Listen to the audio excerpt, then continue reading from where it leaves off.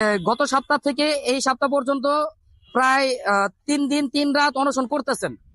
Even কালকে রাত্র 3টার পর থেকে আমরা সরজমিনে উপস্থিত ছিলাম। আপনারা এরপর থেকে এ পর্যন্ত আর এই অফিসের যারা ঊর্ধ্বতন কর্মকর্তা আছে তারা আপনাদের কতটুকু আশ্বস্ত করলো, কি জানালো আপনাদের দাবির ব্যাপারে, সেই ব্যাপারে আমাদেরকে একটু সহযোগিতা করবেন, বলবেন। এখন পর্যন্ত আমরা সকাল থেকে ওখানে ওয়েট করতেছি নিচে, কিন্তু তারা তালাবদ্ধ করে আমাদের রাখছে।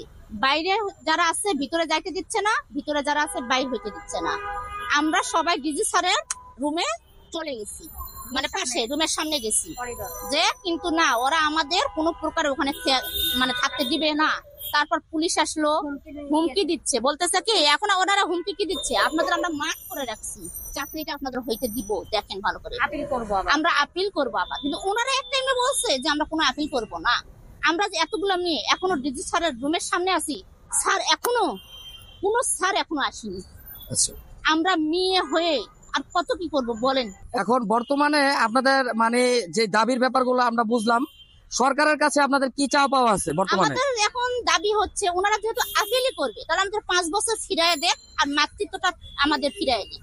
অনেকে মা যেতে হয়নি, মায়ের স্বাদটা আমাদের তো মিটাই দিচ্ছে, সেটা একটু দিয়ে দিই। মায়ের স্বাদ গ্রহণ করতে পারে, হ্যাঁ, টেক কেয়ার করতেছে বা দেখাশোনা করতেছে বা মোটামুটি ভাবে আপনারা স্যাটিসফাই? না, আমরা কখনো স্যাটিসফাই না, কোনো সেট না। আমাদের সঙ্গে বিহেভ অনেক খারাপ ব্যবহার করতেছে তারা।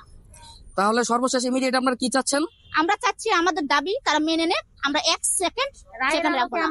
হ্যাঁ, আমাদের ভাইবা নেক বা রেজাল্টটা দেখ, আমরা নিজে থেকে আমরা চলে যাব। আমাদের ভাইবার ডেটটা দেখ।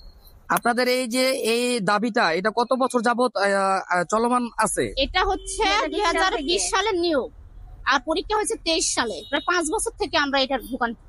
আবার তারা আপিলের জন্য একটা নোটিশ করেছে, তাহলে আমরা তো চাচ্ছি না আবার আপিলে জড়াতে।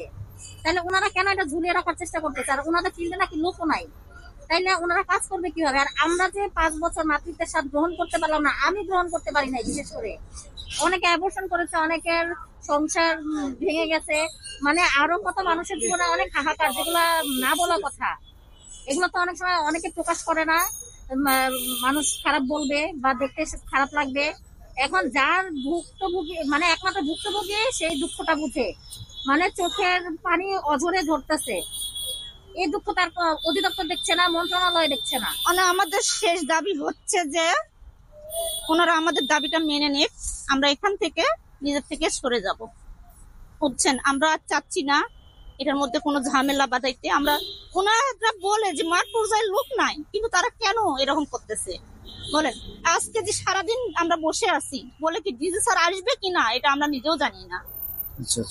তারা আশ্বস্ত করে, কিন্তু বাট তারা কাজ তো করে না। মেয়ে মানুষ হয়ে আমরা কিভাবে রাত্রে আছি, এখানে খাওয়া নেই, আমাদের গোসল নেই, আমরা কি অবস্থায় আছি তারা তো একবারও বলতেছে না কিছু।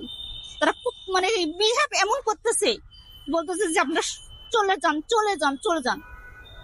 কাজ চলমান কোথায়? কোনো তো আমরা কাজ দেখতেছি না। আমাদেরকে 3 দিনের সময় দিয়েছে, যে 3 দিনের মধ্যে আপনাদের সচিব স্যার সাইন করবে। সচিব স্যার সাইন করার পরে এটা উপদেষ্টা সাইন করবে, স্বাস্থ্য উপদেষ্টা সাইন করবে। আমাদের বলছিল গত বৃহস্পতিবার, আগের বৃহস্পতিবার বললো যে আপনারা রবিবারে আসেন। রবিবারে আসলাম, কিছুই দেখলাম না। তারপর বললো আচ্ছা আমাদের 2টা দিন সময় দেন, মঙ্গল বুধ। আচ্ছা, আমরা বৃহস্পতিবার পর্যন্ত দেখলাম, কিন্তু আমরা কোনো কিছুই দেখলাম না। একটা সাইন করতে কি এতদিন লাগে নাকি? ওনারা বলতেছে যে আপনাদের ফাইল উপদেষ্টার কাছে আছে টেবিলে, কিন্তু এখন দেখতেছি ডিজি স্যার নিজেও সিগনেচার করিনি। মানে আমরা এতটা অসুস্থ, আমরা নারী, আমরা কিছু করতে পারতেছি না। এটাই আমাদের সবচেয়ে বড় দুর্বলতা। আর এই দেশে কি আমাদের কোনো মূল্যায়ন হবে না? আপনাদের এই সিচুয়েশনে কি কোনো প্রকার কেউ এমনি বাইরের কেউ কি সহযোগিতা করতেছে এই ব্যাপারটাতে? বাইরের কেউ আমাদের সহযোগিতা করতেছে না। আচ্ছা। মানে আমরা কারো সাহায্যই পাচ্ছি না, জানি না এখানে আমাদের সঙ্গে কি গেম তারা খেলতেছে। আপনারা যে পরিবার পরিজন রেখে এখানে যে থাকতেছেন এই বিগত 2-3 দিন যাবত, তো এখানে খাওয়া দাওয়া বাবদ একটা খরচ টরচ হচ্ছে, এগুলো আপনারা কিভাবে বহন করতেছেন? আমরা কেয়ার করতেছি, নিজ থেকে করতেছেন? না খেয়ে অনেকে আছে এখানে, মানে তাদের আর্থিক অবস্থাই নেই, কোন রকম তারা ভাড়া দিয়ে আসছে, শুধু পানি খেয়ে দিন পার করতেছে। এখন তো তারা আমাদের কোনো মতামতই দিচ্ছে না যে আমরা কি করব বলেন স্যার। বলে থাকেন কদিন থাকবেন থাকেন, এরকম করে বলতেছে। এখন আমরা এটা সুষ্ঠু সমাধান চাই।